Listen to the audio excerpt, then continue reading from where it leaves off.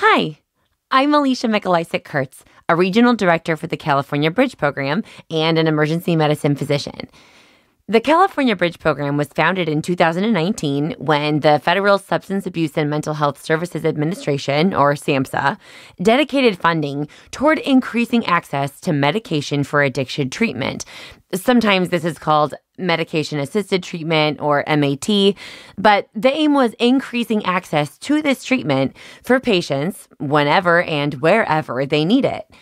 Specifically for all of us at California Bridge, this means developing hospitals and emergency rooms into primary access points for the treatment of acute symptoms of substance use disorders. Motivation, resources, and encouragement for patients to enter and remain in treatment is the primary focus of our intensive program of training and technical assistance for acute care providers. More information about this and everything else we're going to talk about today can be found at our website, www.bridge2treatment.org. So, if you're wondering why you should care about this at all, well, data shows us that of all the patients seen in the emergency department after a non-fatal opioid overdose, and of those that died within 30 days of that discharge from the hospital, 22% of them die within the first 2 days. So a patient came in with clear evidence that they have an opioid use disorder because they overdosed, and if we do nothing except give them naloxone and discharge them, many will die within that spike that you see on this graph, within 24 to 48 hours of talking to us. This is clear evidence that this is our public health problem. We own this in the ED and in the acute care setting. We are often the last provider these patients will see, the last chance they have at recovery before they die. And we need to take that seriously. The California Bridge model is made up of 3 main components. First, MAT. The idea that every person should have access to immediate, evidence-based care whenever they need it or are ready for it. Substance use disorder is a chronic medical condition with medication available to treat that condition, just like insulin for diabetes or a statin for high cholesterol. And we need to make that treatment easily accessible to patients who need it. Second, to do this care correctly, we must build a culture of respect for our patients and treat these patients with dignity, no matter their circumstances or history of substance use. And third, to be successful, we must connect patients to ongoing treatment with a warm handoff to community clinics and other support systems that will increase their access to care. And how do we accomplish that last piece? Through awesome people like the ladies pictured here, our substance use navigators, or SUNs. SUNs are typically non-clinical peer navigators who are trained in the basics of MAT, and they serve as local experts in community resources for the patients who are struggling with substance use. They help provide that warm handoff by following up with patients to ensure and facilitate linkage to ongoing care, but they also serve as a driver in that culture change. They act as a friendly face who meets these patients with a warm welcome instead of the stigma and judgment that they're probably used to. The SUNs' backgrounds can vary widely. Some of them are in recovery themselves or have a friend or family member that struggles with substance use. Some of them are just compassionate and open-minded and caring people with an interest in working with people who use drugs. But all of them are a really important piece in making an ED-based MAT program successful. While our clinical staff and the SUNs serve important roles in this work, a truly successful Bridge program includes the participation of all staff, like this triage nurse out in California, who is positioned very intentionally next to a plainly worded sign that invites any patient who might want help to go ahead and bring it up whenever they're ready. It's not a formal screening process, but it does illustrate what actual culture change looks like when the whole department works as a team to provide better care to these patients and help them to self-identify when maybe we miss that this is a thing that they could use help with. So to be able to do medication for addiction treatment, providers first need to be able to identify patients who are in withdrawal. And if you're not comfortable doing that, you're in luck. We have a tool that can help you, the Clinical Opiate Withdrawal Scale, which is commonly called COWS, and is available on MDCalc, which makes it pretty easy. And it's important to get familiar with these signs and symptoms because not all patients will know that they're in withdrawal. Some might think that they have the flu or a stomach bug, and often that's what their chief complaint will say. They'll come in and say, I'm here for vomiting and diarrhea, for example. But as you get better at spotting this clinical syndrome, you'll also get better at asking questions of patients you see with these symptoms, like, do you take medications for pain normally? And when was the last time that you had one of your doses? These kinds of questions will help you uncover some patients who are in withdrawal that you may be missing right now in your current clinical practice. But the good news is most patients do know when they're in withdrawal. And while we have COWS as a tool, you really don't actually need it to diagnose opioid withdrawal. This study on the slide, for example, showed that asking people how sick they feel outright versus scoring them with COWS landed them at about the same place on the symptom scale over the same time period from their last dose of opiate. The point being, while you can use COWS, you can also just ask patients if they're withdrawing and how sick they feel, and then use your clinical judgment in that context to get the same results. Asking patients how sick they feel can literally be as simple as just saying, on a scale from 1 to 100, how sick from withdrawals do you feel right now? And let the patient guide you. Many of them have been through this before, and they remember vividly what the stages of withdrawal feel like. You're looking for people who are in moderate to severe withdrawal. So on that scale from 1 to 100, it'd be people who score higher than 50. So now that you've identified a patient in active opioid withdrawal, you are ready to start MAT with buprenorphine. As a side note, the term MAT is not exclusive to bup. It includes methadone, naltrexone, and other meds used to treat substance use disorder as well. But for a variety of reasons, our protocols focus on buprenorphine. Bup is the generic name for a very high affinity partial agonist opioid. And the reason we like it for ED treatment start is because the patient can go home with a prescription for it, so they don't have to go to a clinic every single day, and it's only a partial agonist. Buprenorphine comes in several different formulations under different brand names. A common one is like Suboxone, many of which are actually a combination pill of buprenorphine and naloxone, and it comes in a film or a tablet. When taken appropriately, only the buprenorphine part kicks in. But if it's misused, like injected or snorted in any attempt to get high, that's when the naloxone kicks in and will prevent the patient from getting that high. So these combination tablets are helpful in prescribing them to patients to prevent diversion and misuse. And since plain buprenorphine is cheaper, most of the time in the acute care setting, like in the ER, we'll just use plain buprenorphine for dosing during the actual patient encounter.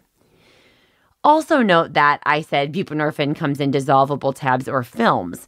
Buprenorphine really needs to be allowed to dissolve in the mouth, either the sublingual tablet or the buccal film, and it has to be completely absorbed that way.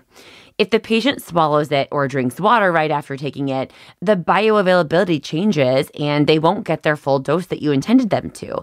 So it's important to make sure that your clinicians, but also your nurses, know this so they counsel the patient correctly when they give them the medication. Okay, so you have a patient in withdrawal, and first you want to rule out any complicating factors, as you can see listed on the slide, like active intoxication with other substances, or if they've used methadone in the last 72 hours. If you give a patient who is actively on methadone buprenorphine, you can precipitate worse withdrawals, and we definitely don't want to do that. You also want to screen for other things that could cause additive risk for respiratory depression, like alcohol or benzodiazepines. Now, using those other substances does not mean the patient can't use buprenorphine, but it should give you pause and lead you to monitor their clinical progress much more closely. So, okay, you've gone through the contraindications, you've talked to the patient, it's not complicated, it's simple, uncomplicated opioid withdrawal. The patient is interested in starting treatment and you are ready to go. So, you're going to give the patient 8 milligrams of buprenorphine sublingual and then wait an hour. During that hour, by the way, the patient can wait in their room or in a chair, in the lobby, whatever. Buprenorphine is very safe, so you don't need a special room or a resus bay or a cardiac monitor or anything like that. And then after an hour, you reassess the patient. And if you're right, and this is truly opioid withdrawal, then the patient should at least be improving, if not feeling almost all the way back to a normal state. And if they're not feeling better, it's time for a cognitive pause. What could you be missing? Withdrawal typically responds to buprenorphine, so if it's not responding, it's probably not withdrawal, and it's time to expand your workup and think about other causes. Another consideration, though, would be that maybe the dose was too low. So you definitely want to start with at least 8 milligrams because 2 and 4 milligram doses are usually too low to actually get out of withdrawal. And with some patients who have a higher opioid tolerance, it'll take multiple doses to see that full effect. Now, if you're right and it is withdrawal and the patient is improving, you're going to give a second dose of 8 to 24 milligrams of buprenorphine. Yes, even if the patient is already feeling better after that first dose, you're still going to give a second dose.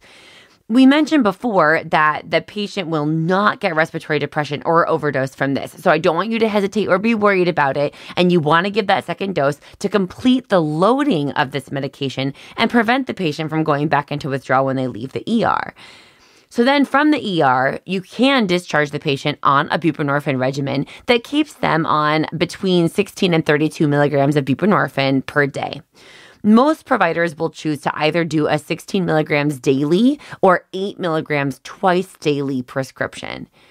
As of right now, which hopefully will someday change, but as of right now, only providers who have completed the DEA Data 2000, or often called the X waiver training, are permitted to actually prescribe buprenorphine at discharge. The waiver is not needed to be able to give buprenorphine while the patient is in the ED or in the hospital. Any doctor or advanced provider can order that and can do that without the waiver.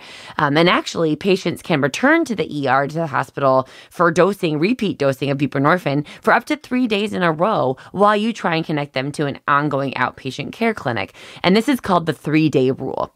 So providers who do not have their X waiver and cannot prescribe buprenorphine at discharge should give patients a higher loading dose, all the way up to 32 milligrams in the ED, to help lengthen the effect of that medication and prevent them returning to withdrawal. You'll also want to do your best to assure more rapid follow-up for that specific patient. But worst case scenario, they can come back tomorrow and then again the next day to get another dose of buprenorphine while you're arranging that follow-up. When it's time for discharge, be sure to review some key details with your patient. First, how to correctly take the buprenorphine prescription. Remember that it has to dissolve. Second, what steps they need to take in order to get that important follow-up appointment. Third, what to do if they start withdrawing again or if they're not able to arrange prompt follow-up, which of course the answer is to come back to you for help in the ED. And finally, 4, while this patient is currently entering treatment, we know that addiction is a chronic relapsing and remitting disease. Plus, using drugs is often a social thing. So be sure to educate your patient on harm reduction practices, even though they're leaving having started treatment. Specifically, you want to talk about the importance of having naloxone with them and how to use it should they ever need to. You can either prescribe the naloxone to your patient or, better yet, work with your ED team to start a naloxone distribution program, and then you can just give the naloxone to them to take home. To review this protocol, the Bupe Quick Start Protocol, in detail, or to download a copy and look at it again, please visit bridgetotreatment.org. After the patient leaves your ER or hospital, it's going to be so important for them to be connected with support in the community. This includes ongoing MAT, but may also include things like group support or counseling and therapy, syringe or needle exchange programs, transportation assistance to get to their appointments, housing, etc. So you'll want to ensure that your team spends some time reaching out to local community resources to put together a packet for the patient that covers these needs with clear instructions for who to contact or how to connect to these services. But you don't want to just have a huge, tiny print, copied 100 times over packet that gets shoved in the middle of the patient's discharge paperwork. That's not the solution that you want. We know that that doesn't work very well. So instead, again, you want to have clear, customizable instructions that are ideally reviewed with the patient by your substance use navigator or a social worker or somebody in your department who has the knowledge and the ability to facilitate that referral instead of just handing the patient this long list that they'll likely never figure out how to use on their own. So that's it. A clean and pretty easy approach to starting patients on buprenorphine for MAT when they present to you in moderate to severe opioid withdrawal. But so what happens if the person is not very sick yet? You ask them to rate how sick they are, and maybe they say, 10 or 15. They're in mild withdrawal. Maybe they just used this morning, and so they're feeling minimally icky, but not in overt withdrawal yet. But because you asked, or maybe they saw the sign in your lobby and they're ready to bring it up on their own and the patient identifies as somebody who's ready to start treatment, they just don't meet your algorithm for starting buprenorphine right now in the ER. This is where the Bridge program Home Start comes in. It's actually very safe and pretty easy for patients to start themselves on buprenorphine without us being there to give them the medication. So you can prescribe the bupe and give the patient good instructions, and then when they're more sick or they start to withdraw later, they can start taking the medication as outlined in your instructions, and they're able to start treatment that way. Now you'll notice the picture on the screen. When we say home start, what really we mean is wherever the patient calls home. And this could be a car or a van, a motel room, a homeless shelter, or wherever it is that they normally stay. Homeless patients can still be good candidates for self-starting buprenorphine, which is definitely safer than using the drugs that they're currently using right now. So don't be afraid to consider a patient with less stable housing options, somebody who could still do a home or a self-start option. We have proven that this is successful in any patient who wants it, no matter their circumstances. We have 2 self-start guides available on our website that you can use for your patients. These are designed to be patient-facing, but they're also great educational tools for the providers who are prescribing these self-starts too. The 2 guides review 2 different approaches to doing a self-start. First, the rapid start. The rapid start is basically mimicking at home what we do in the ED or the hospital with our buprenorphine quick start protocol that we just reviewed. The patient takes a dose when they're feeling sick, waits an hour, and then takes another dose. Then they start themselves on that 16 milligrams daily the next day. This protocol also includes information about how bupe is dissolvable under the tongue, some advice about adjusting the dose based on their opioid use habits, and a bunch of other helpful tips for the patient. The second version of a self-start is a slower start. This is an older approach, more common in the addiction community or with psychiatrists who do MAT. And while both methods are safe and effective, some providers may prefer this slower version. You'll notice that this protocol looks pretty similar at the beginning, and it starts off with those same tips about buprenorphine in general, just like the rapid self-start protocol.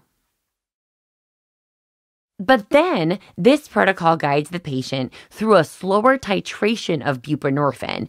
So here, the patient waits until they're withdrawing, just like the first protocol, but they start with 4 milligrams of buprenorphine, and then another 4 milligrams after an hour. Then another 4 milligrams every 6 hours for up to 4 more times for a total maximum dose of 24 milligrams of buprenorphine to get them started on day 1. Then the patient will start on that dose, whatever it took to get them to feel better that day, as their maintenance dose the next day, with an option to take an additional 4 milligrams as needed for feelings of withdrawal that are creeping back up or to treat opioid cravings. While I did not say this explicitly before, I do want to say it now. Buprenorphine is absolutely safe and effective during pregnancy as well as during breastfeeding. For more details, you can download the full buprenorphine guide for pregnancy that's on our website. But basically, the take-home point is that the monoproduct buprenorphine is absolutely safe and effective and much better for mom and baby than using illicit drugs. So any pregnant patient who is seeking treatment should absolutely be considered to be started on buprenorphine right away if she's interested. In addition to the buprenorphine quick start and the pregnancy protocols and then the home/self-start protocols, we also have some other detailed instructions on the Bridge website that can help providers navigate some of the other nuances that surround buprenorphine use in MAT. For example, patients who are on buprenorphine already who come in with acute pain, or patients who are in pain and withdrawing from opioids, those two circumstances tend to confuse providers who are less familiar with MAT. While this is just a snapshot of the full detailed protocol, the basic gist is that buprenorphine can be used to treat both opioid withdrawal and acute pain at the same time. And patients who are already on buprenorphine should absolutely be kept on buprenorphine as part of their pain control regimen.